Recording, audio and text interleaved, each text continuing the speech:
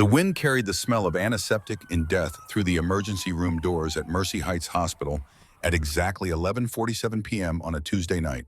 Sarah Chen stood in the corner of the trauma bay, her capable hands methodically restocking gauze pads into their designated slots. 27 years old, dark hair pulled back in a tight regulation bun, scrubs that hung slightly loose on her athletic frame. She moved with practiced efficiency, a rhythm born from years of emergency medicine despite her young age. Nobody looked at her. Nobody ever did. It hurts The so fluorescent much. lights I know. hummed Hold on. overhead, We're almost there. casting that Please peculiar hold. Pretty good institutional to go glow. right now. Stay with Sarah me. had learned to tune it out during her deployments, along with the constant beeping of monitors, the shuffle of hurried feet, the low murmur of medical jargon that most people couldn't understand, but that she heard in her sleep. The double doors exploded inward. Two paramedics burst through, faces tight with the expression Sarah recognized from a different life. The look that said they'd been trying to save someone and weren't sure they'd succeed. Between them on a gurney moving too fast lay a young woman who couldn't have been more than 22. Sarah's hand stopped moving.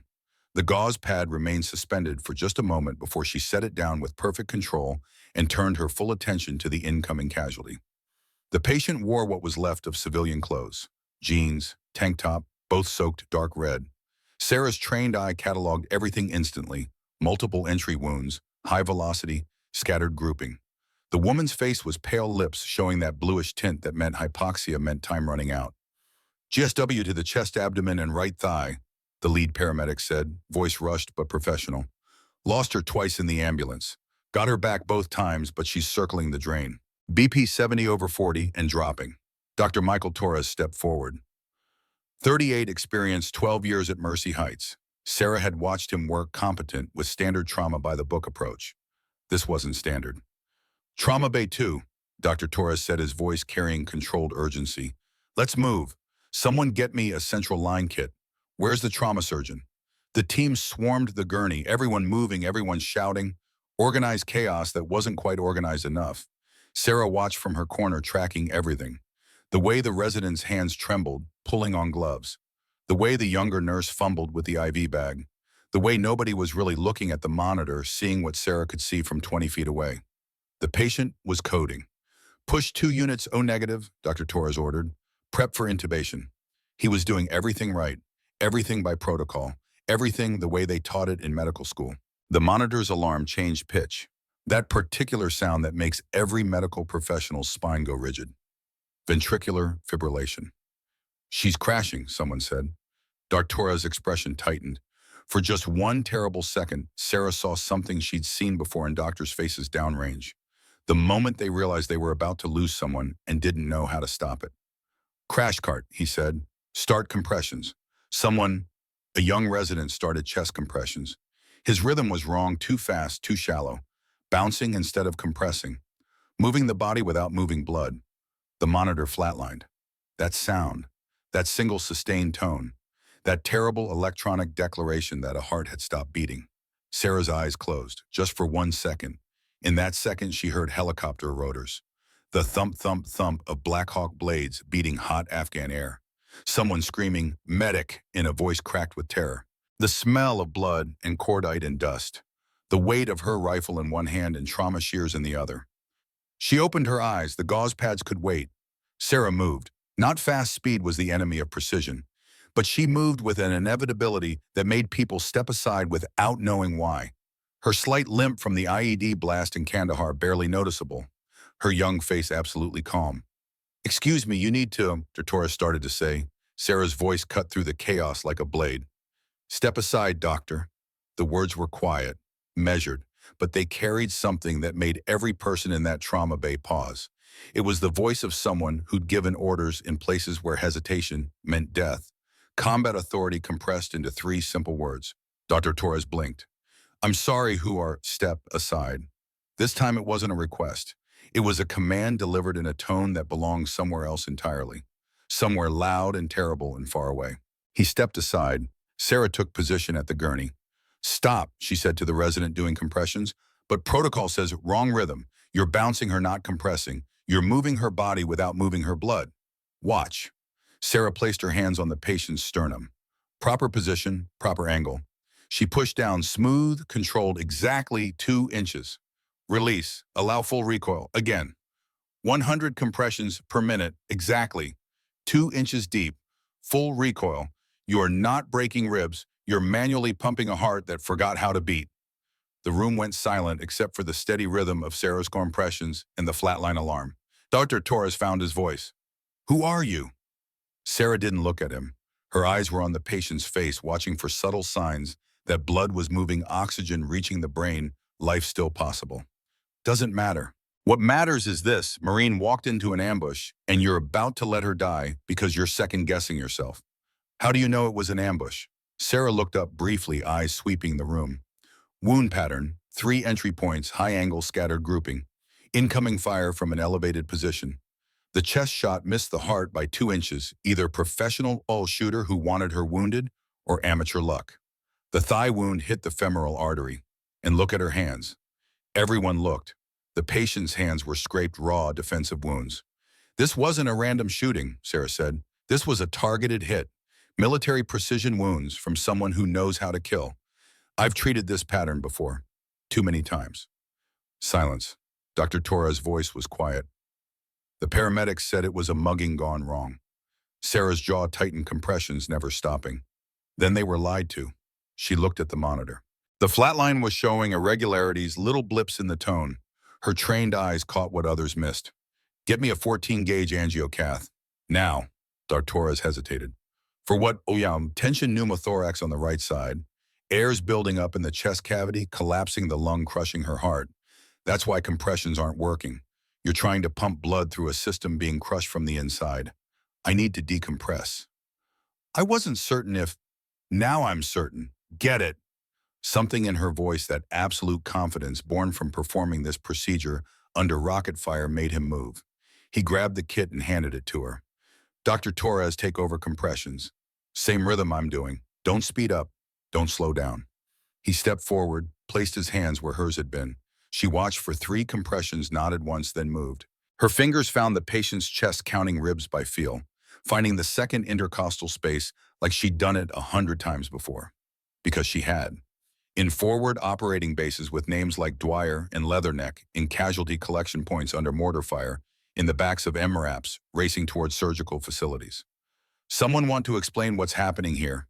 The voice came from the doorway. David Lancaster, hospital administrator. 48 MBA from Wharton, expensive suit. Arms crossed, expression caught between confusion and anger. Nobody answered. They were watching Sarah's hands. The angiocath slid into the chest cavity with precision that spoke of muscle memory forged in combat. Resistance, then give, then the hiss of escaping air. Pressurized air venting from where it had been crushing the patient's heart and lungs. The monitor changed, not dramatically. Real life was messier than movies, but the flatline started showing more irregularities. Blips became bumps. Bumps became waves. Waves took on the jagged pattern of a heart struggling, fighting its way back. Keep compressions, Sarah said. 30 seconds of steady work. The monitor's alarm changed pitch. Different tone. Electrical activity. Rhythm. A chance. Hold compressions. Dr. Torres stopped. Everyone watched. The rhythm strengthened. Organized. On a heart remembering how to beat. The patient's chest rose. A breath, shallow, weak, but real. Her own breath, her own life clawing back. Blood pressure started climbing. 60 over 30, 70 over 40, 80 over 50. Oxygen saturation crept toward 90%. The patient's eyelids flickered. Someone let out a held breath. Someone else whispered, "Holy shit," like a prayer. Sarah stepped back, stripped off gloves, dropped them in the biohazard bin, and turned toward her corner where the gauze pads waited. "Ms. Chen." Sarah stopped. Turned. "Doctor." Torres stared at her with an expression she'd seen before on young doctors' faces at Bagram, when they'd watched her save someone they'd given up on. "Thank you," he said. "You saved her life." Sarah's face didn't change. "You would have figured it out, doctor." I froze. I second-guessed. But you didn't. The patient's breathing. She's got a fighting chance. That's all that matters. Where did you learn to? Doesn't matter. Sarah turned to leave. Wait. Lancaster stepped into the room. What exactly just happened, Chen? Did you just perform a medical procedure outside your scope of practice? Sarah stopped at the doorway, didn't turn around. Patient was dying. I helped. You performed a needle decompression. As a supply tech, you're not authorized to. I'm a combat medic with the 82nd Airborne. 4 deployments. I'm certified in tactical combat, casualty care, advanced trauma life support, and special operations medical training. I assessed a life-threatening condition and treated it. That's exactly what I'm trained to do. Your current position is supply management, which means now Sarah turned. Her eyes met Lancaster's. For just a moment, something flickered in her expression. Something hard and cold and infinitely dangerous. Something forged in places where weakness meant death. Lancaster took an involuntary half-step backward. The patient's alive, Sarah said quietly. That's all that matters. She walked out of the trauma bay, leaving behind a room full of people who suddenly realized they had no idea who Sarah Chen actually was. Behind her, the young nurse who'd fumbled the IV bag turned to her colleague, an older woman named Margaret. Who is she? The young nurse asked. Margaret watched Sarah's retreating form. That's Sarah Chen, night shift supply coordinator. Been here about 18 months part-time. Always works alone. Never causes trouble. Just does her job and goes home. But what she just did, I know. She moved like, I know. Margaret, who is she really? The older nurse was quiet. Nobody knows. She doesn't talk about her past, doesn't socialize. I asked her once where she served. She said here and there and changed the subject. But she's obviously something other than a supply coordinator. Yeah, we all know that, but whatever she was before, she's made it clear she doesn't want to talk about it. In the trauma bay, Dr. Torres was finishing stabilization of the patient, who everyone now knew as Corporal Maya Rodriguez, 22 years old, United States Marine Corps. Identity confirmed by dog tags found in her pocket. The patient who should have died but didn't because a 27-year-old supply coordinator had skills that nobody could explain, and nobody was quite brave enough to question. Dr. Torres looked down at his hands. They'd been steady during the procedure, but he remembered how close he'd come to giving up, how the flat line had frozen him for just a moment too long, and he remembered the absolute certainty in Sarah Chen's voice, the confidence of someone who'd made life and death decisions so many times they'd become reflex, instinct, the muscle memory of keeping people alive when everything was trying to kill them. He filed his report carefully, documented everything, wrote that the patient had been stabilized with assistance from nursing staff, and left it at that. But he knew, they all knew, they'd witnessed something that didn't fit into protocol manuals. They'd watched someone who was supposed to be a glorified inventory clerk step forward and do something none of the more credentialed staff could do. She'd saved a life, and then walked away like it was nothing. Janem. The sun rose over Mercy Heights at 6:47 a.m. Sarah sat in her car 2015 Honda Civic. Silver reliable, paid off. The air conditioning worked perfectly, and the radio had Bluetooth. Everything about it was practical, sensible, forgettable. Just like she wanted to be. She didn't start the engine yet, just sat there, hands on the steering wheel, staring at nothing. Her phone buzzed. Text message from a number she recognized immediately. Emma Gunny Martinez, 32, former Army platoon sergeant, now working at the VA hospital. They'd served together in Afghanistan. Heard about last night, coffee? Sarah stared at the message. Her thumbs hovered over the keyboard. Finally, 0800, usual place. The usual place was Martha's Diner 6 blocks from the VA. It looked like it hadn't changed since 1952. Cracked vinyl booths, linoleum floors, a waitress named Betty who was at least 80. Sarah pulled into the parking lot at 7:53. Emma's Jeep was already there. Inside, Emma sat in their usual booth, back to the wall facing the door. Sarah slid into the seat across from her, also facing the door, angled so they could both see the entrance. Old habits. Betty appeared with coffee before either spoke. You girls look like you've been through something, she said. Every day's something, Betty, Emma replied with an easy smile. Betty humphed and walked away, leaving the pot. Emma looked at Sarah, really looked. The way combat veterans look at each other, seeing things civilians miss. You look tired. Sarah wrapped her hands around the coffee mug. Didn't sleep. Heard you had an exciting night. How'd you hear? Marine you saved. Corporal Maya Rodriguez. Word travels fast in the community. Sarah didn't respond. She looked out the window at morning traffic. Normal people, normal lives. It was nothing, she finally said. Sarah, girl, I've known you for 6 years. I was there in Wardak when you performed field surgery under sniper fire. I've watched you save more lives than most doctors will see in a career. So when you tell me last night was nothing, we both know that's bullshit. Sarah's jaw tightened. Emma leaned forward. When are you going to stop hiding? I'm not hiding, I'm working. You're working as a supply coordinator in a hospital that treats you like you're entry level. They've got you counting bandages.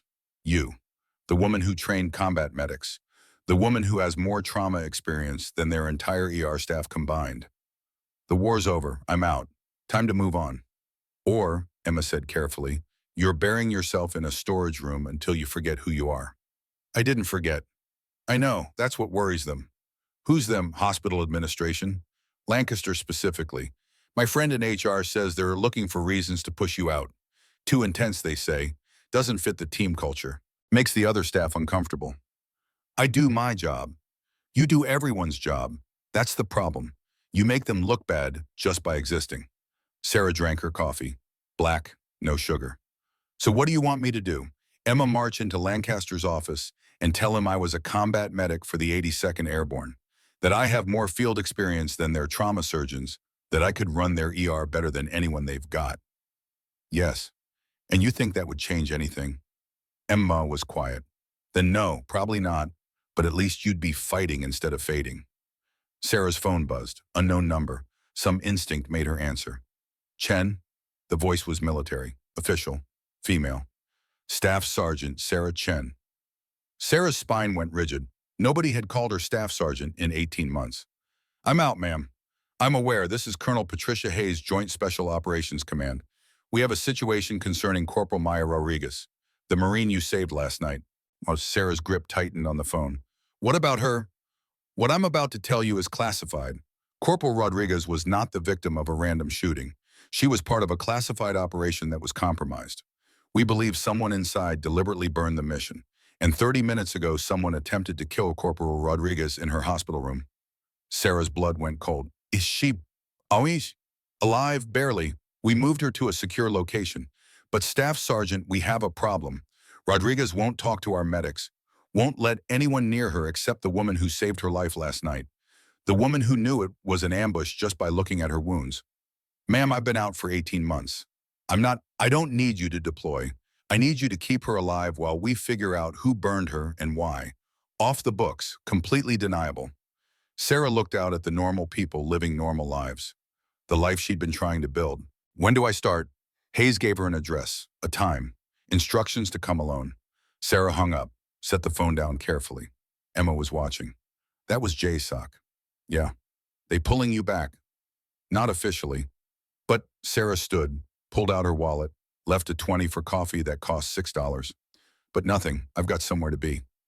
Emma stood too. Sarah, whatever this is, you don't have to do it alone. It's not your fight. Sister, I've been in your fights since Kandahar, so don't tell me it's not my fight when your fights became my fights a long time ago. Sarah looked at her. Emma had the same intensity she'd had at 26, the same steel in her eyes. I'll call you, Sarah said, if I need you. That's not good enough.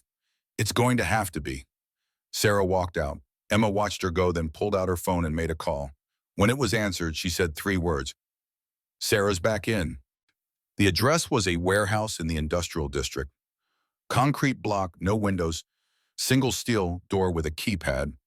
Sarah parked, sat for a moment, hands on the wheel. She could leave, drive home, tell Hayes this wasn't her problem.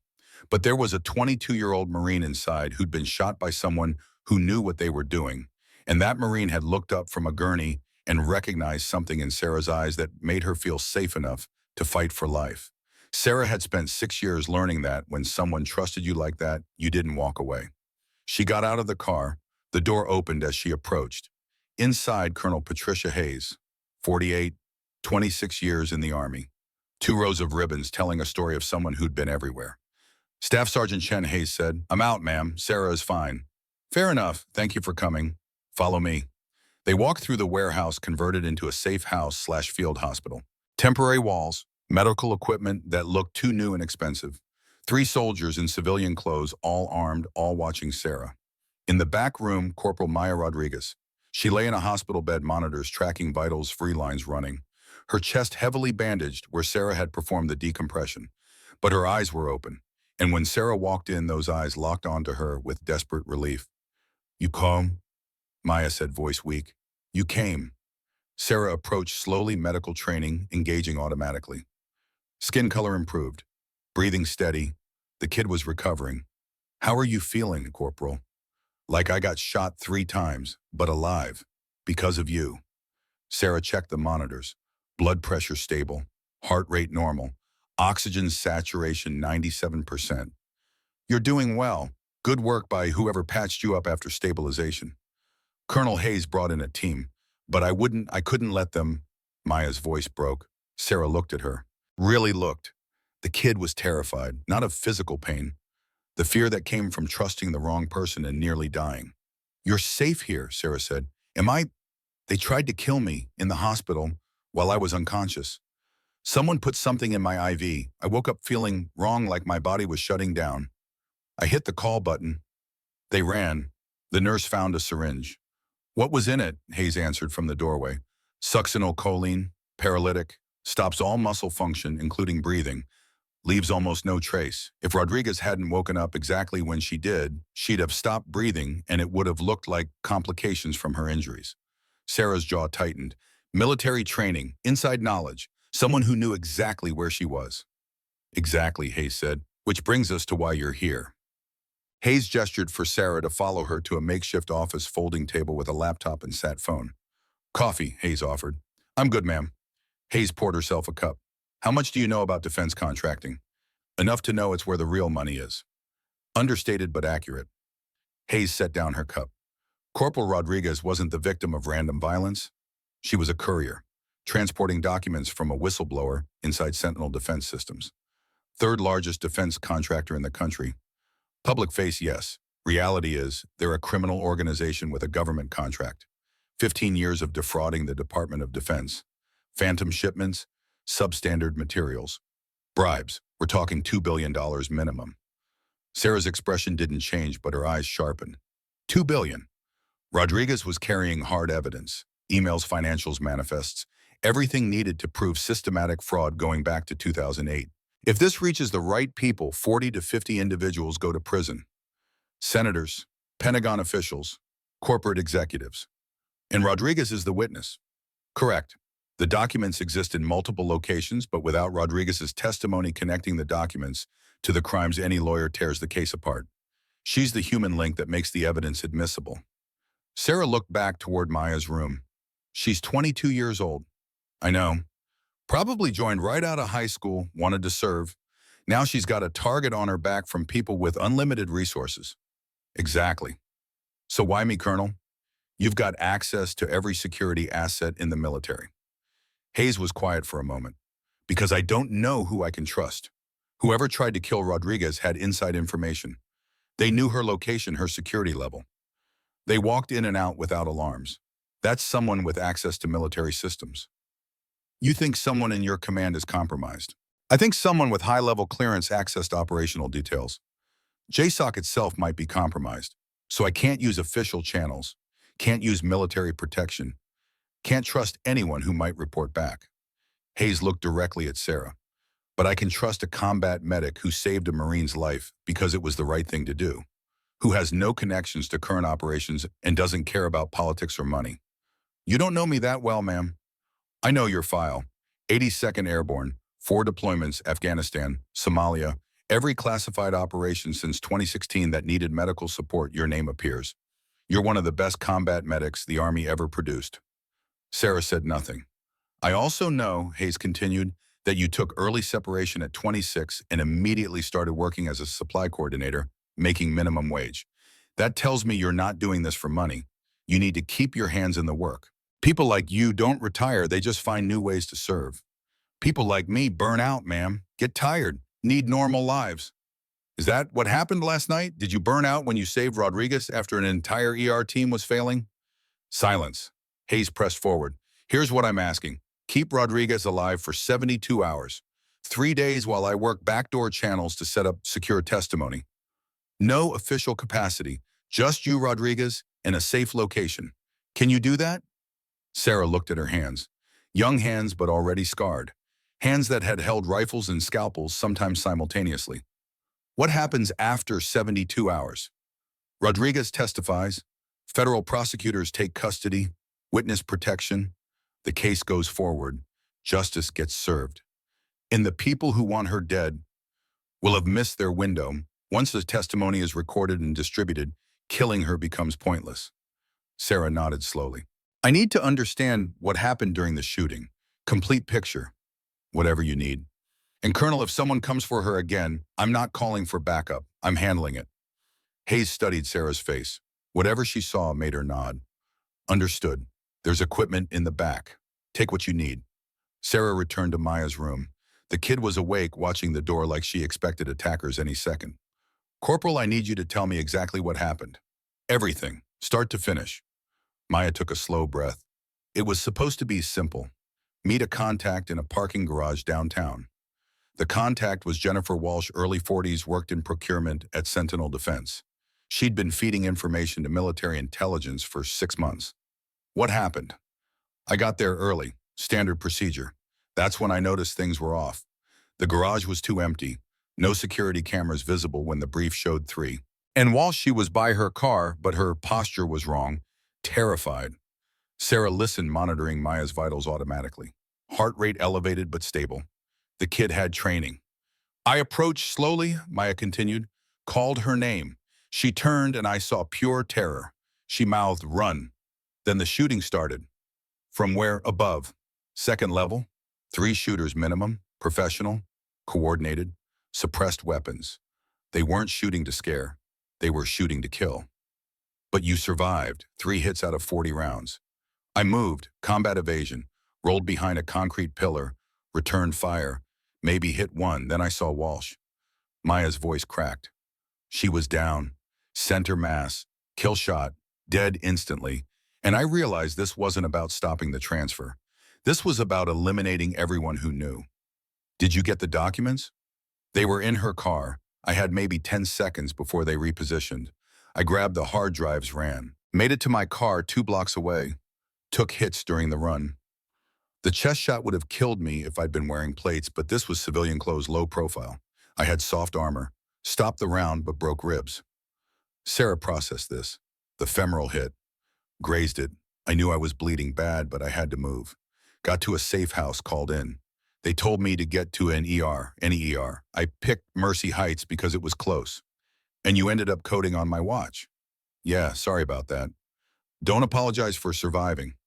Sarah moved to examine the bandages. I need to check these wounds. She carefully peeled back the dressing. Clean, professional, but Sarah studied the entry point with trained eyes. This wasn't ground level, Sarah said quietly. The angle is wrong. Elevated shooter aiming downward, but the trajectory suggests they were aiming for your shoulder and you dropped at the last second. I did. Saw the muzzle flash, dove right. Which means they're trained. Professional, but not perfect. Sarah moved to the thigh wound. This one's different. Killing shot that got lucky. 1/4 inch left and you bleed out in 90 seconds. You can tell all that just by looking. I've treated a lot of gunshot wounds, Corporal. Sarah reapplied the dressing. Here's what bothers me. Professional contractors don't usually miss. 3 shooters with 40 rounds should have dropped you. Either you're incredibly lucky or something else is happening. Like what? Like maybe they weren't all trying to kill you. Maybe one was shooting to miss. Maya's eyes widened. Why? Because whoever set this up needed it to look real enough to fool everyone, including you. But maybe they needed you alive long enough to recover the documents before finishing the job. They killed Walsh because she'd already made contact. But you, they needed to track where you'd take the information. But I called it in immediately, went straight to the ER, where someone tried to kill you again with a method that would look natural. Just a young Marine whose injuries caught up with her. Sarah sat back. Where are the hard drives now? Maya hesitated. Corporal, I'm trying to keep you alive. I need to know what we're protecting. Colonel Hayes has them. Secured location. Making copies, distributing them through channels she trusts. Which means whoever wants you dead knows time is running out. They'll come again, soon, and harder. You think they know I'm here? I think finding you is a matter of time. Sarah stood. Which is why we're not staying here. Colonel Hayes said this was secure. Colonel Hayes is doing her best with a compromised command, but secure is relative. This warehouse is isolated, which makes it defensible, but also a trap. We need somewhere they won't think to look. Where? Sarah walked to the door. Somewhere full of veterans who know how to keep secrets and how to fight. Somewhere the government has been ignoring for years. Maya's eyes narrowed. The VA hospital. Exactly right. And 2 hours later, Sarah stood in Hayes's office explaining a plan that sounded insane. The VA hospital is closing, Sarah said. Budget cuts, consolidating services. Right now, it's maybe 30% occupied. Entire wings are empty. No staff, no patients, no oversight. Hayes leaned back.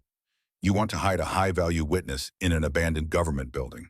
I want to hide her in plain sight, in a building full of veterans who've spent years being ignored by the same government, now trying to kill one of their own. You think any of them are going to cooperate with contractors asking questions? This is insane. This is asymmetric. They're expecting military security, high-tech surveillance. What they're not expecting is hiding a witness in a half-empty VA hospital protected by veterans who have nothing to lose and everything to prove. Hayes was quiet. Then she laughed. You're right. It's crazy enough to work. What do you need? Medical supplies to keep Rodriguez stable for 72 hours. Communications gear. And I need you to not tell anyone where we are. Not your staff, not your superiors, nobody. Done. When do you move out? Tonight, 2200 hours. I'll have a van ready. One more thing, Colonel. Sarah's voice dropped. I need access to Rodriguez's mission files. Everything. Who knew about the operation? Who had access? Who benefits if this never surfaces? Hayes's expression hardened. Some of that is above your clearance. I don't have clearance anymore. I'm a civilian, which means I'm deniable. You can claim I acted alone, stole information, went rogue. Whatever you need. But if someone's coming after Rodriguez, I need to know who I'm fighting. Long silence. Then Hayes pulled out a USB drive from a drawer. This doesn't exist. I never gave it to you. Fair enough. Sarah took the drive. Their eyes met. Understanding passed between them. At 2200 hours, Maya was loaded into an unmarked van. Sarah climbed in beside her, checking the IV monitoring vitals. The driver was a soldier, young, silent. Given an address, told to ask no questions. They drove through the city. The VA hospital stood like a monument to promises half-kept. 7 stories of brick and concrete, built in 1952, expanded for Vietnam, neglected ever since. Sarah directed the driver to a loading dock. They pulled in. Sarah checked the area. Clear. She helped Maya out, supporting her weight, moving quickly inside. The hallways were dim, emergency lighting only, the smell of disinfectant and age. They took an elevator to the 4th floor, a wing closed 6 months ago. Sarah had called ahead, to one person, the one person she trusted absolutely. Emma Martinez stood waiting, arms crossed. When she saw Sarah helping Maya, Emma moved to take the Marine's other arm. This is the situation, Emma asked quietly. This is it. How bad? Someone's trying to kill you, or someone with resources, training, and inside information. We've got 72 hours before either her testimony gets recorded or they succeed. Emma looked at Maya. Kid, you look like hell. Thank you, Sergeant. It's just Emma now. We're all out, which is exactly why we're perfect for this. She looked at Sarah. You know this is crazy, right? I'm counting on crazy being the last thing they expect. They moved Maya into a room at the corridor's end. Sarah began setting up connecting IVs, checking vitals, transforming the abandoned space into a functional medical station. Emma watched, then spoke quietly. How many people you need? How many can you get? Depends. Body's 20. People who know how to fight, really fight, I can get 6, maybe 7. I need fighters, people who remember their training. The sisterhood. Sarah looked up. What? That's what we call ourselves. 6 of us. All veterans. All combat deployments. We meet every week, remind each other, we're not crazy. We're just trained for a world that doesn't exist anymore. But girl, every one of us still knows how to handle a weapon. And everyone has been waiting for someone to need us again. I can't ask you to. You're not asking. I'm volunteering. And when I tell the others, they'll volunteer too. Because this is what we do. Someone needs protecting. We stand the line. Doesn't matter that we're out. Doesn't matter that everyone treats us like we're broken. We're still soldiers. Sarah felt something in her chest tighten. Recognition. Sisterhood. When can they be here? Give me 2 hours. At midnight, Emma returned with 6 women. They ranged from late 20s to mid-40s. They moved with a controlled economy of people whose bodies remembered combat. When Sarah looked at their faces, she saw warriors. Emma made introductions. Alexis Kim, 32, Army sniper, 2 tours Afghanistan, took shrapnel in both legs in Helmand. Walks with a cane now, but her hands are steady and her eyes are perfect. Can still hit a target at 600 meters. Alex stepped forward, extending a scarred hand. Sarah. Alex, heard I need people who can shoot.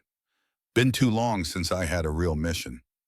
Next was Carmen Silva, 38, Marine Corps, combat engineer, small, wiry, with eyes that had seen things most people couldn't imagine. Carmen specialized in demolitions and defensive fortifications, Emma explained. Give her basic supplies and she'll turn this wing into a fortress. Carmen smiled slightly. These contractors want to breach. They'll learn what hardened position really means. Jessica Torres, 29, Navy corpsman, medic. Lost 2 fingers on her left hand to shrapnel, but learned to do procedures one-handed. Jess can handle any medical crisis that comes up, Emma said. Between her and Sarah, we've got medical covered. Rachel Kim, 35, Air Force combat controller.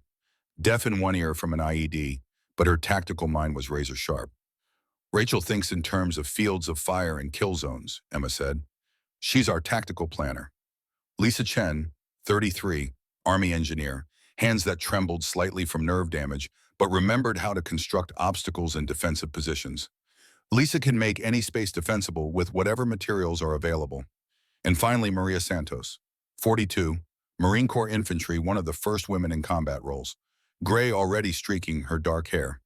Maria's here because she has more combat experience than the rest of us combined, Emma said. She's seen it all, done it all, survived it all.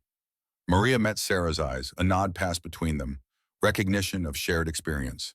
Sarah looked at all 7, young women, some with visible scars, some with invisible ones, physical limitations that civilian doctors would note in files.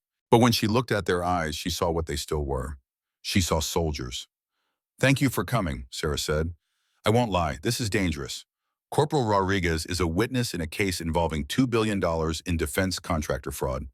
The people trying to kill her have unlimited resources, military training, and inside information. They will come, and when they come, they'll come hard. Good, Alex said. Been too long since I had a real fight. This isn't a fight, Sarah corrected. This is a defensive position. Our job is to keep Rodriguez alive for 72 hours while her testimony gets recorded. We're not here to kill anyone unless we have to. We're here to hold the line. Rachel raised her hand. What's our area of operations? This wing, 4th floor, 22 rooms, 2 stairwells, 1 elevator, 3 emergency exits. We're going to fortify positions, establish overlapping fields of fire, wire the lighting. Alex and I will be primary protection for Rodriguez. Emma coordinates. Response time if they hit us, Lisa asked. There is no response time. Police won't help. We don't officially exist here. Hayes can't send military support because she doesn't know who to trust. We're it. 7 women and 1 Marine against however many contractors they send. Silence. Then Alex spoke.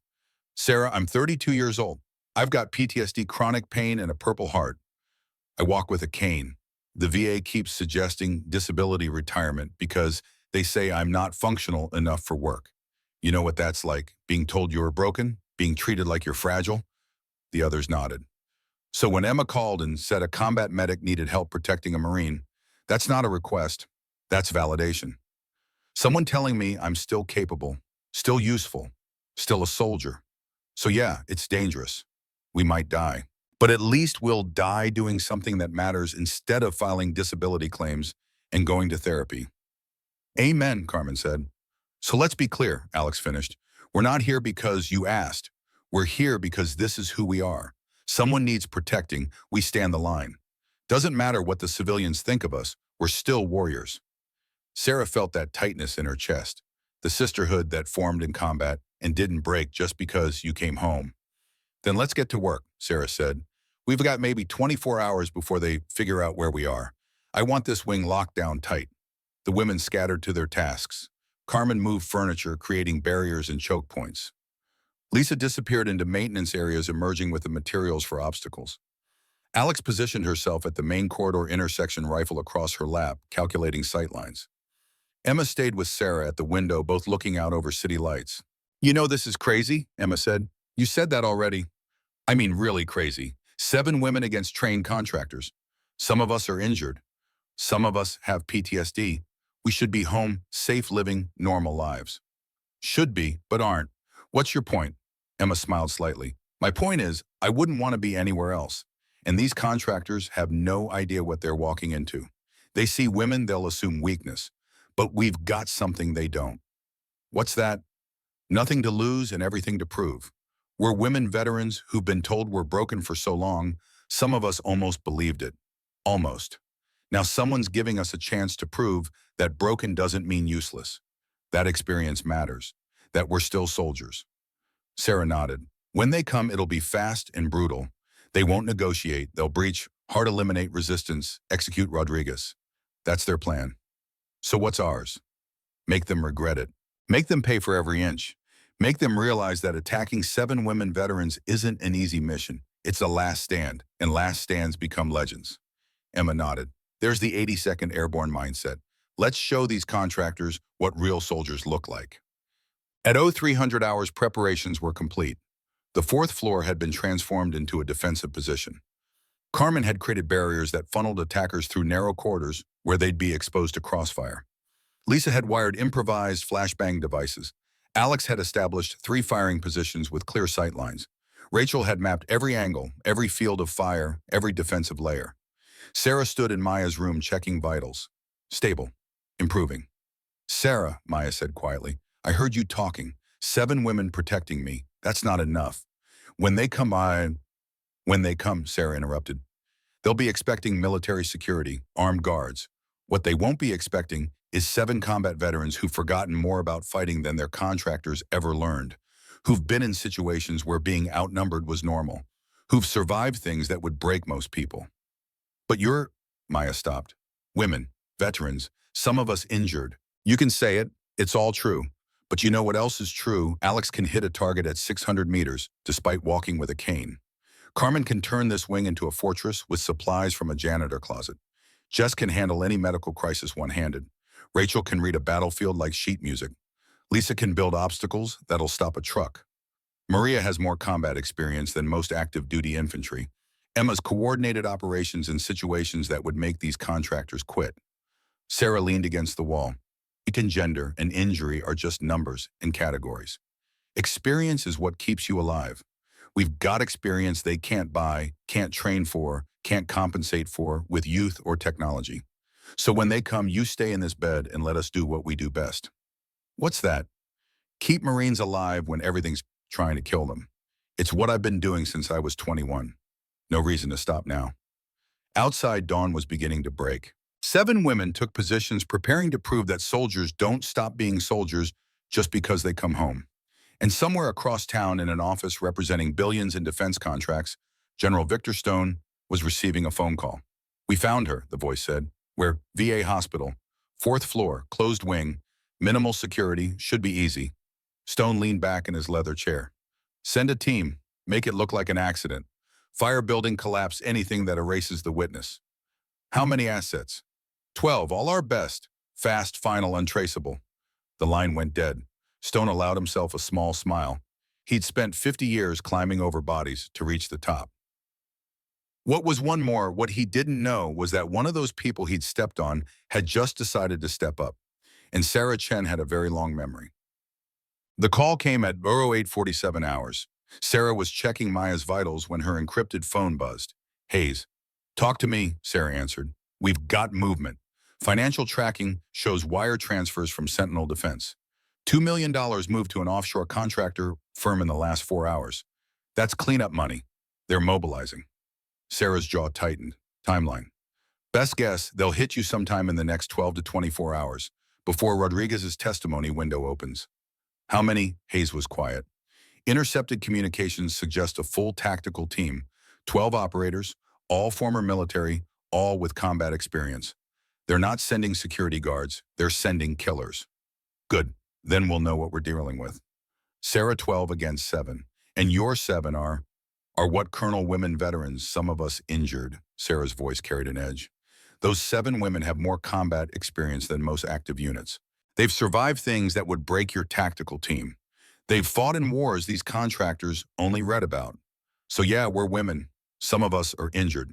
But that just means we've been tested more times than Stone's contractors can imagine. And we passed every test. I'm not doubting capability. I'm worried about survival.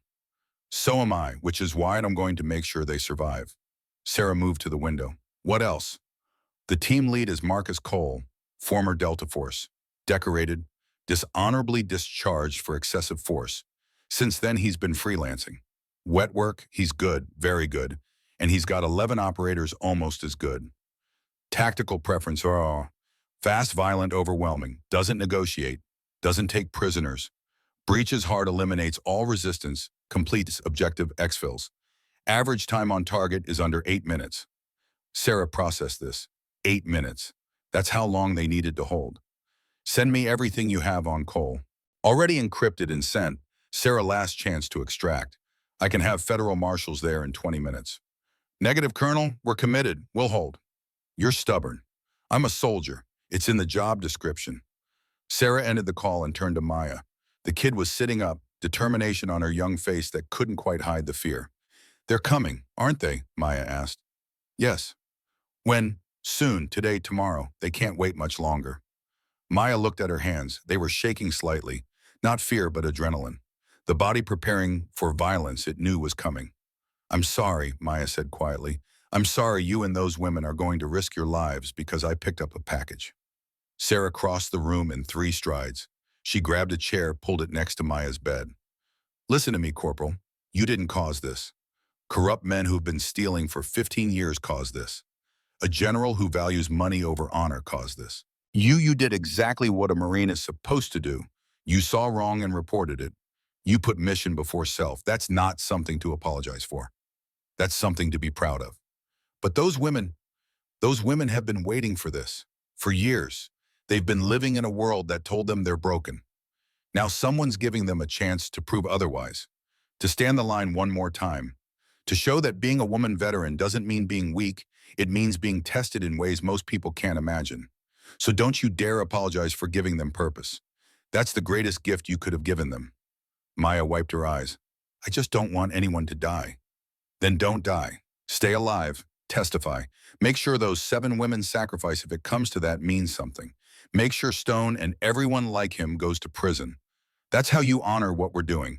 Not by feeling guilty, but by surviving and making it count. A knock. Emma entered. Sarah, tactical brief in 5. Rachel has a defensive plan. I'll be there. Emma looked at Maya. How you holding up, Marine? Better than I should be. That's training. We'll get you through this. Ura, Maya said.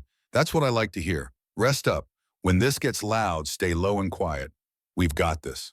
The briefing took place in what had been a nurse's station. Rachel had spread out a hand-drawn map of the 4th floor, marking positions and fields of fire. Ladies, Rachel began. Here's our situation. We're defending a fixed position against a mobile assault team. We're outnumbered roughly 2 to 1. We're outgunned, but we've got 2 advantages. 1, we know the terrain. We've prepared it, modified it, turned it into a killing ground. 2, they're coming to us, which means we dictate terms. She pointed to the map. 2 primary access points, east and west stairwells. Elevator is disabled. Emergency exits are wired with alarms and obstacles. They're coming through 1 or both stairwells. Alex spoke up. If I was running their operation, I'd hit both simultaneously. Split our attention. 4 operators on each stairwell, 4 held in reserve to exploit whatever breach succeeds. Agreed, Maria said. Fast, simultaneous, overwhelming. Flashbang smoke thermal imaging. They'll expect minimal resistance. They won't be expecting coordinated defense from people who know what they're doing. Carmen spoke up. I've fortified both entrances. Furniture, medical equipment, anything heavy. It'll slow them, force them to clear obstacles under fire. Won't stop them, but it'll cost time and expose them. Firing positions, Sarah asked. Rachel pointed. Alex is at the central junction. Her position has clear sight lines to both entrances. Maximum range 50 meters, well within her capability even with her injury. Carmen is mobile, no fixed position. When they breach, she kills lights and uses mobility as advantage. Lisa's at the east stairwell with her devices. Maria's at the west.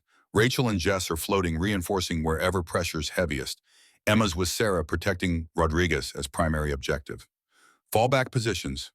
3 layers. First breach, we fall back to secondary line here. Rachel indicated a position halfway down the corridor. That's where we'll hurt them most. Narrow corridor, limited maneuverability, overlapping fields of fire. They'll have to come in column, and columns are vulnerable. If that fails, we fall back to tertiary line here, just outside Rodriguez's room. Final stand position. We hold that no matter what. Silence as they absorb the plan. Professional exactly what should come from women who'd spent careers learning how to fight. Questions, Rachel asked. Rules of engagement, Maria said. Sarah answered. Anyone who breaches our perimeter with hostile intent is a legitimate target. We're not law enforcement. We're not bound by civilian rules. This is a military operation defending a military witness. You see a threat, you eliminate it. No warnings, no second chances. They're coming to kill a Marine and anyone protecting her. That makes them enemy combatants. Extraction plan, Lisa asked. There isn't one, Sarah said flatly. We hold this position for 72 hours or until Rodriguez's testimony is recorded. If they overrun us, Hayes has a backup team to recover Rodriguez and evidence. But that's not going to happen, because we're not going to let it happen. Carmen raised her hand. Why us? Really, why us? You could have gone to FBI military security, any official channel. Why 7 women veterans in an abandoned VA hospital? Sarah was quiet. When she spoke, her voice carried something that made every woman straighten. Because I trust you. I've seen what official channels do with witnesses. They isolate them, protect them, and somewhere someone gets bought or decides their career matters more. Then the witness ends up dead, and everyone's very sorry. She looked at each of them. But you 7. You can't be bought, can't be intimidated, can't be convinced that your comfort matters more than doing the right thing. You've already given everything to this country.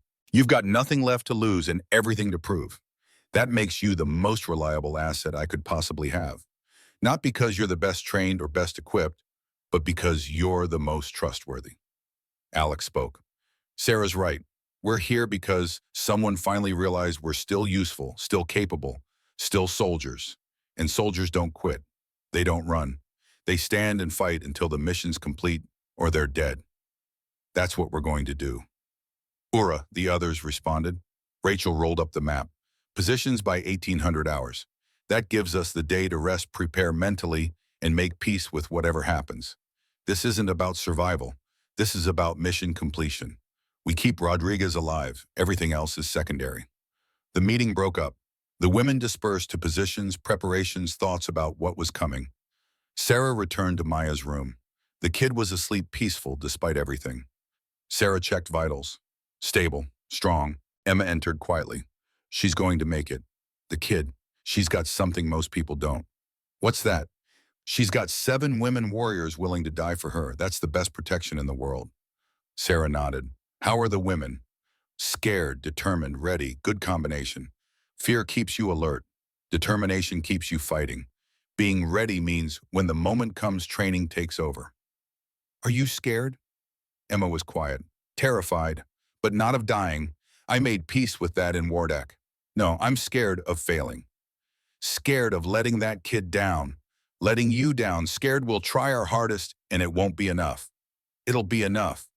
How do you know? Because I've seen you fight. I've seen all of them fight. Maybe not recently, but I've seen what they're capable of when pushed. And Stone's contractors? They're good, well-trained, professional.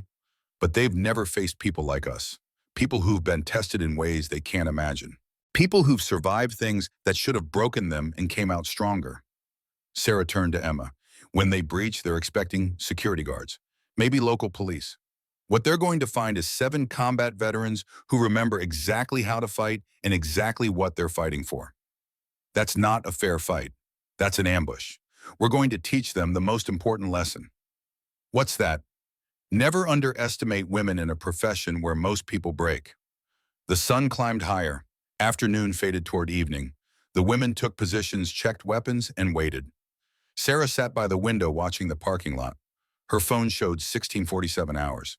If Hayes's intelligence was accurate, maybe 6 hours, maybe less.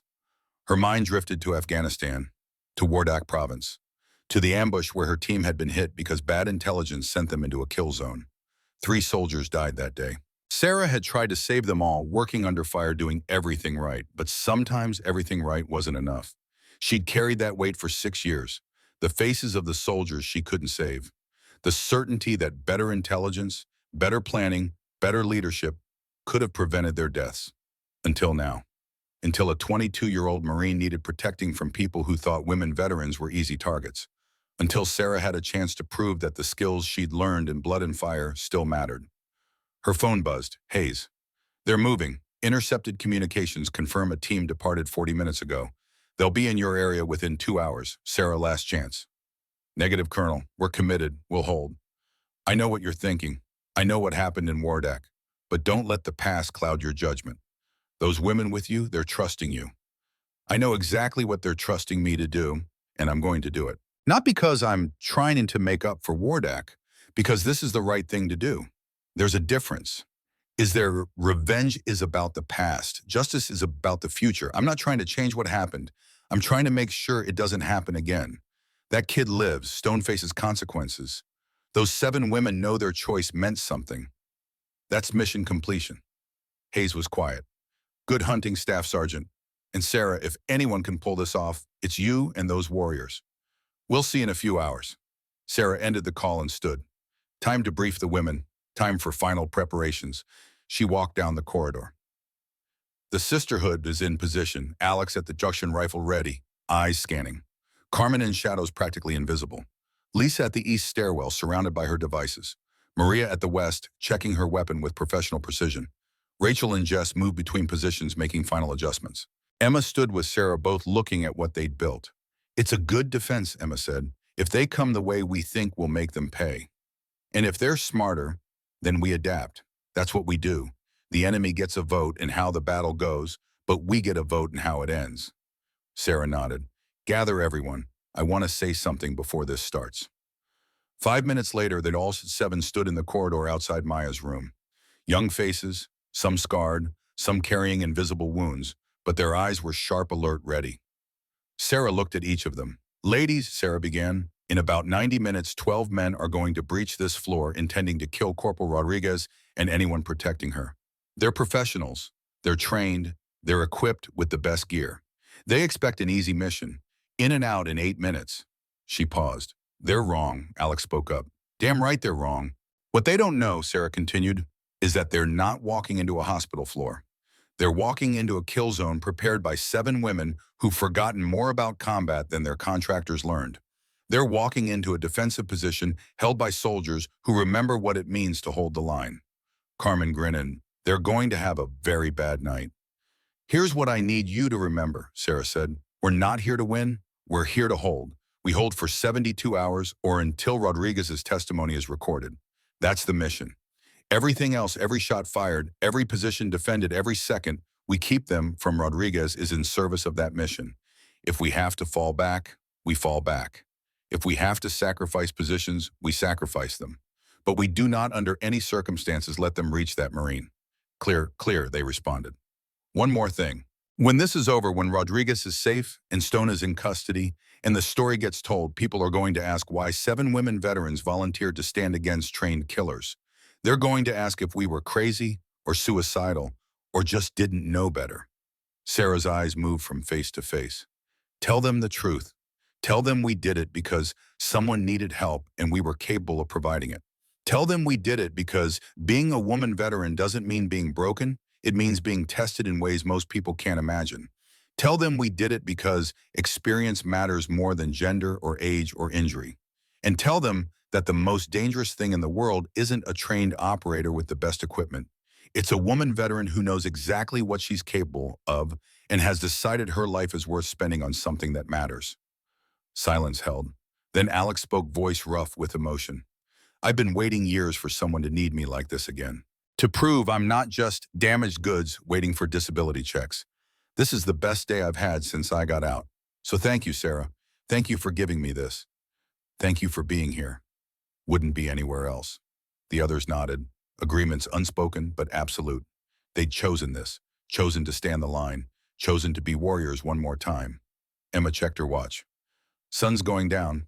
They'll hit us in darkness. Night vision, thermal imaging, all the high-tech toys. Which will turn against them, Sarah said, looking at Carmen. Lighting rig ready. Perfect. I can kill power to any section independently.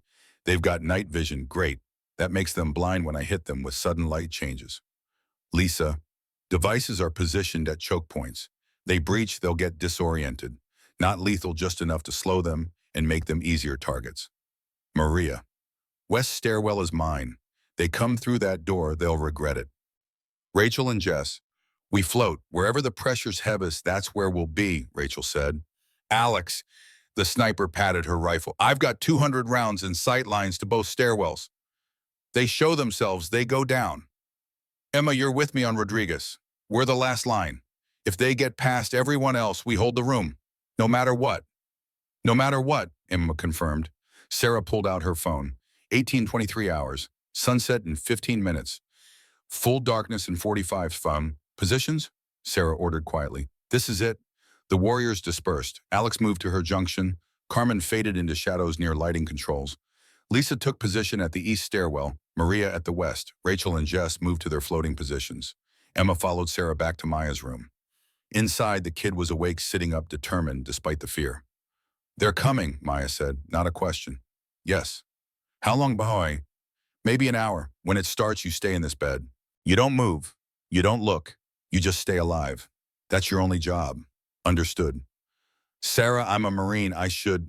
You should be right where you are, recovering and letting more experienced soldiers do what they do best. That's not cowardice, Corporal. That's tactical sense. You're wounded. You're the primary objective. The best thing you can do is stay out of the way and let us work. Maya swallowed hard. Will you survive? Sarah didn't answer immediately. She checked the IV-monitored vitals. Medical routine. Comforting.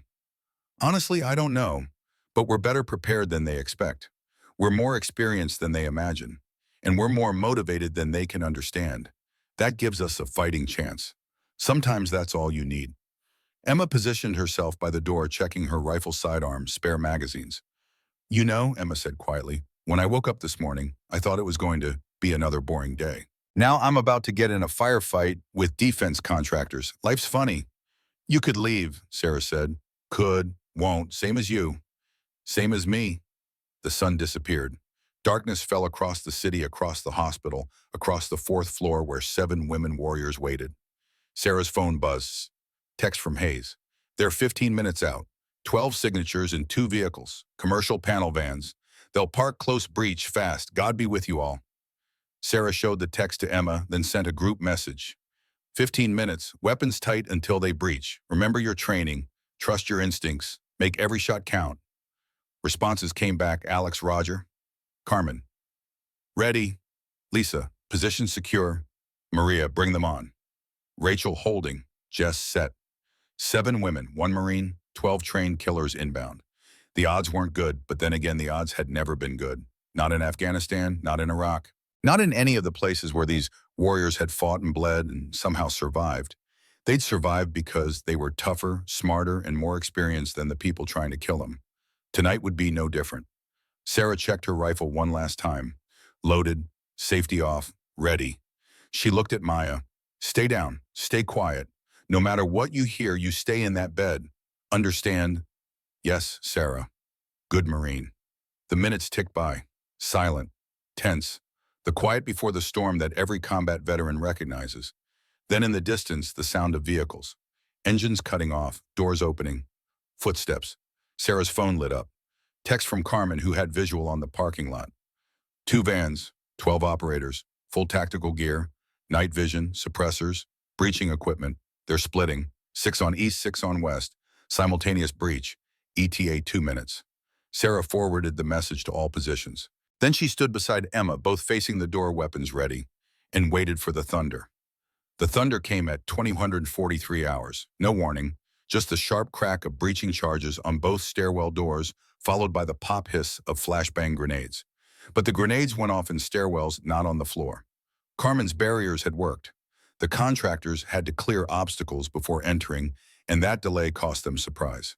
Alex's voice came through their radios, calm and professional. Contact east stairwell. 3 targets visible. Engaging. The crack of her rifle. Once. Twice. 3 times. Methodical. Professional. East team taking casualties, Alex reported. 2 down, 1 wounded. They're falling back to regroup.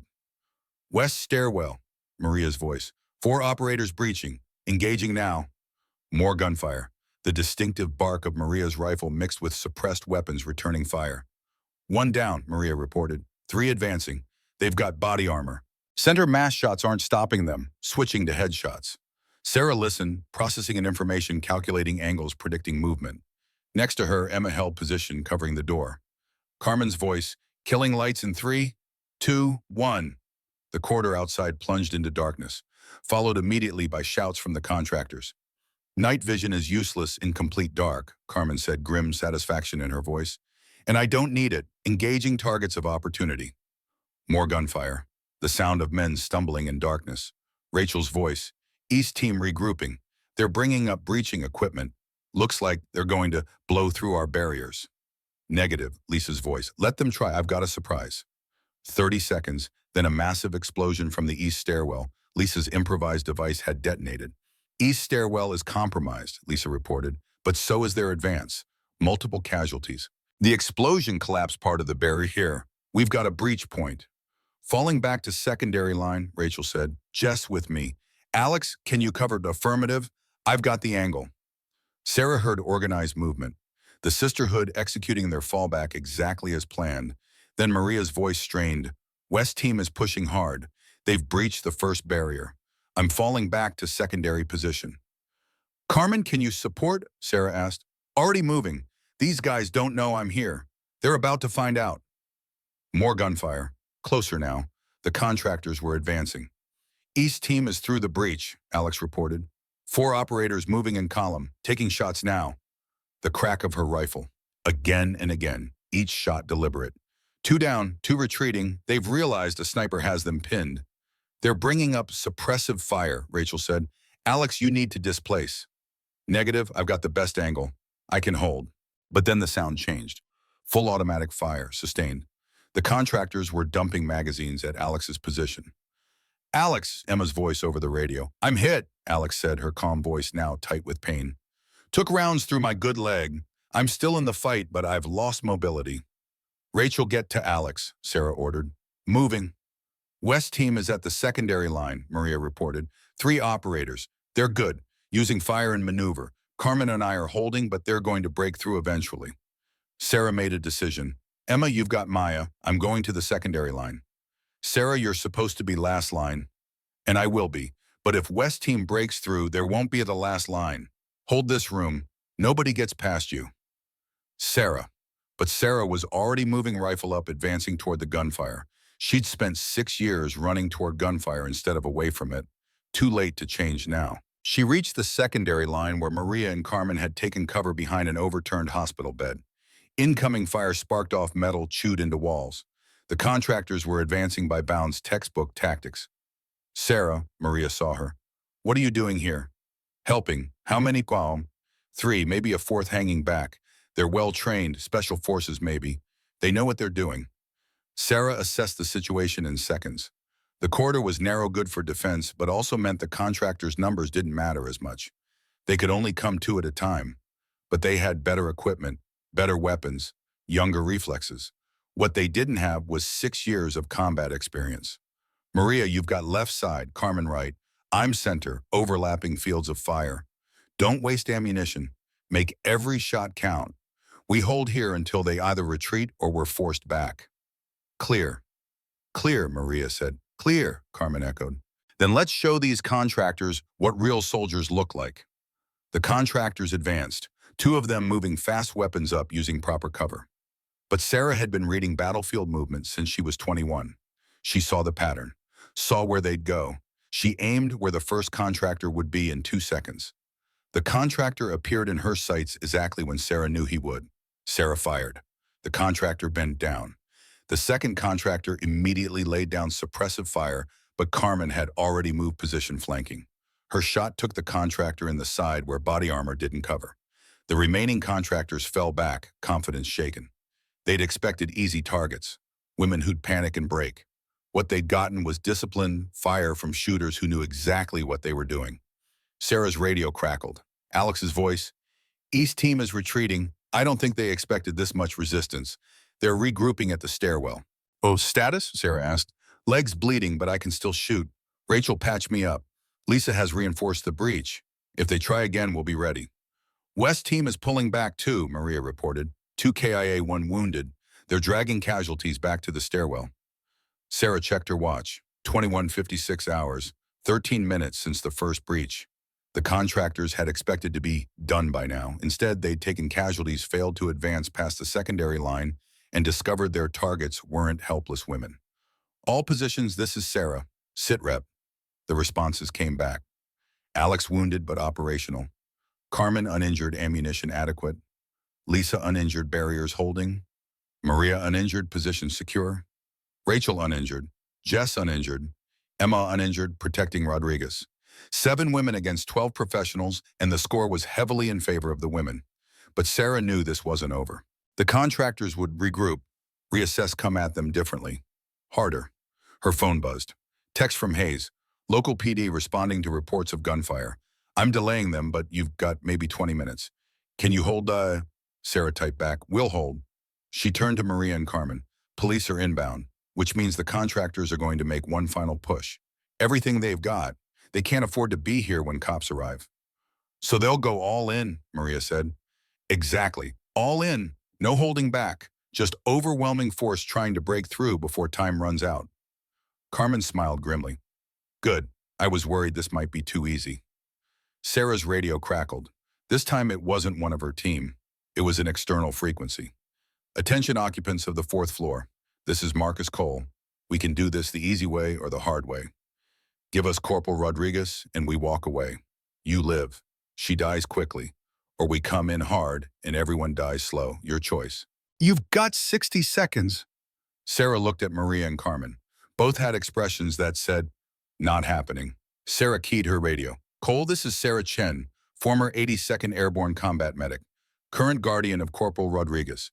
Here's my counteroffer. Turn around, walk away, and maybe you live long enough to realize you made a huge mistake coming after one of my Marines. Silence. Then Cole's voice colder. 82nd Airborne. That explains why you're better than expected. But it doesn't change the math. 12 of us, 7 of you, and 1 of you is already wounded. This ends one way. You're right, Sarah said. It does end one way, but not the way you think. See, you've made a fundamental error. You thought you were attacking 7 women. What you're actually doing is attacking 7 combat veterans who've survived things that would break you, who've fought in wars you've only read about. Sarah's voice hardened. And here's what you don't understand, Cole. We're not afraid of dying. We made peace with that downrange. But you're contractors, mercenaries. You're doing this for money.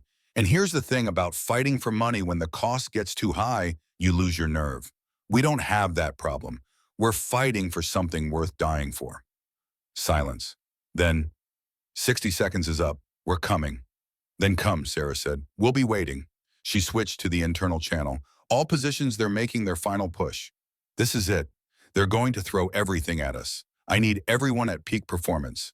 Alex, how's that leg? Hurts like hell, but I can still shoot. That's all I need. Emma, status on Maya.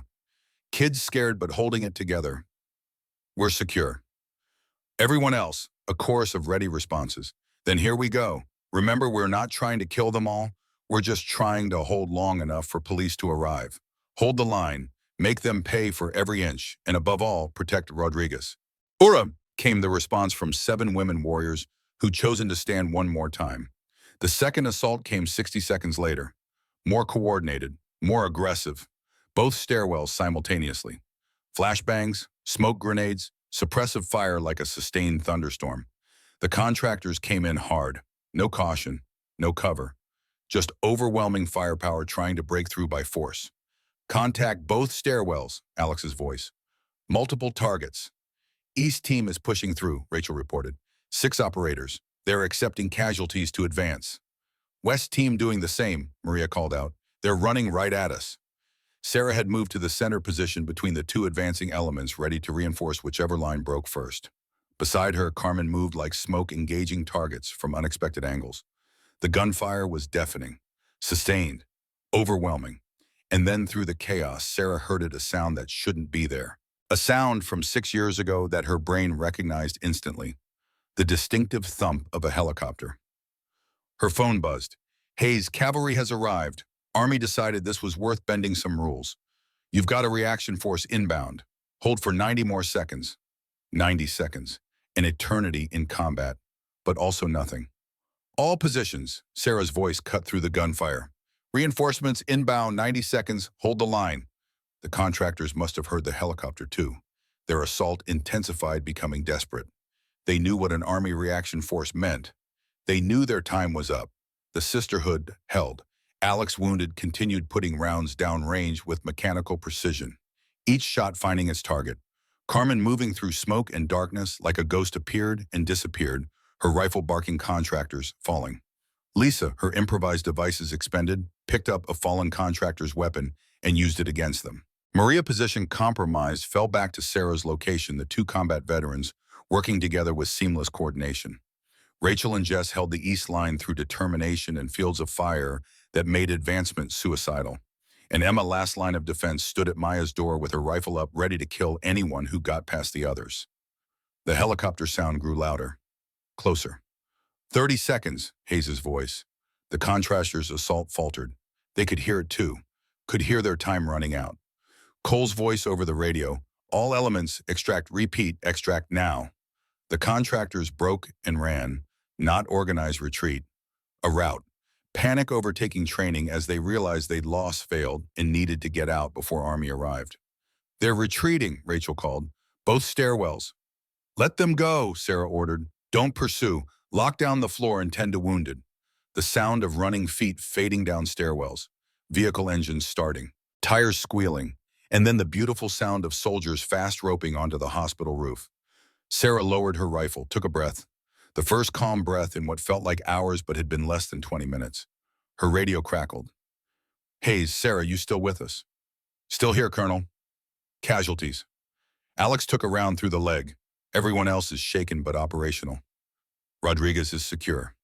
You actually did it. 7 women held off a 12-man contractor team. We're soldiers, Colonel. It's what we do. Stay put. The reaction force will secure the scene and extract Rodriguez. Medical is standing by for Alex. Roger that. Sarah walked down the corridor, checking on her warriors. Rachel and Jess were already reinforcing barriers, preparing for a follow-up that wouldn't come. Maria was performing first aid on Alex, who was arguing she was fine despite the blood. Carmen was sitting against a wall, looking years younger than her 38. Lisa was cataloging ammunition and casualties. And Emma stood at Maya's door, rifle still up, still protecting, unable to stand down until officially relieved. Sarah entered Maya's room. The kid was sitting up in bed, eyes wide. Sarah, Maya said, that sound, is that Army? Sarah finished. Come to take you somewhere safe. Did anyone die? Some contractors. None of ours. Alex is wounded, but she'll live. We held Corporal. We did what we said we'd do. Maya's eyes filled with tears, not from fear or pain, from the overwhelming weight of knowing that 7 women had risked everything to keep her alive. I don't know how to thank you, Maya said. You don't have to. You just have to testify. Make sure Stone goes to prison. Make sure those 7 women's stand means something. Can you do that? Yes, ma'am. Then we're good. The door opened. 2 soldiers in full combat gear entered, weapons up. Ma'am, we're here for Corporal Rodriguez, the specialist said. She's all yours, Sarah said, but be gentle. She's been through hell. They carefully transferred Maya to a stretcher, started an IV, prepped her for transport. As they carried her out, Maya looked back at Sarah. Who are you really? Sarah smiled slightly. Just a supply coordinator who knows a few things about keeping Marines alive. Bullshit, Maya said, smiling through tears. You're something else, something more. Maybe once, a long time ago. Now I'm just ready for this to be over. They carried Maya out. Sarah watched her go, feeling something in her chest ease. The kid would live, would testify, would help bring down a corrupt general and a criminal organization. Mission complete. The courtroom was packed. Media, lawyers, government officials, and in the back row, sitting quietly, 7 women in professional clothes. The sisterhood had come to watch justice served. On the stand, Corporal Maya Rodriguez, now recovered, now whole, giving testimony that was destroying General Victor Stone's defense brick by brick. In the defendant's chair, Stone himself, aging, diminished his medals, stripped his reputation, destroyed his empire, crumbling. Sarah watched as Maya described the ambush, the documents, the systematic fraud. As federal prosecutors presented evidence Hayes had distributed, as senators and Pentagon officials were named implicated, connected to 15 years of corruption. Stone's lawyer tried to argue entrapment, illegal evidence, procedural violations. But the case was airtight. When the verdict came guilty on all counts, Stone's face went gray. Sentencing would come later, but everyone knew the general would spend the rest of his life in federal prison. Sarah stood to leave. The others rose with her. They'd seen what they came to see. Outside the courthouse, Hayes was waiting. Staff Sergeant Chen, Hayes said. Page Colonel. Hell of a thing you did. 7 women against 12 contractors. Held them off long enough for us to respond. Saved Rodriguez's life. Brought down one of the most corrupt defense contractors in history. The Army would like to commend you and your team. Sarah shook her head. We don't need commendations, ma'am. We did what needed doing. Still, there's talk of bringing you all back in some capacity. Trainers, maybe. Teaching young soldiers what real combat looks like. Sarah looked at her team. The sisterhood, 7 women warriors who'd proven that gender was irrelevant when experience and determination were in the equation. With respect, ma'am, we're out. We did our time, served our country. We came back for one mission because a Marine needed help. Mission's complete. Now we go back to our lives. Hayes studied her. You sure the Army could use women like you? The Army has women like us, ma'am. They're just young right now, still learning, still making mistakes, still figuring out what it means to be soldiers. But they'll get there. They always do. That's what being a soldier means. You keep learning, keep fighting, keep serving, no matter what. Hayes nodded slowly. All right, but if you ever need anything, we know where to find you, Colonel. Hayes saluted. Sarah returned it. The sisterhood walked away from the courthouse, back to their cars, back to their lives.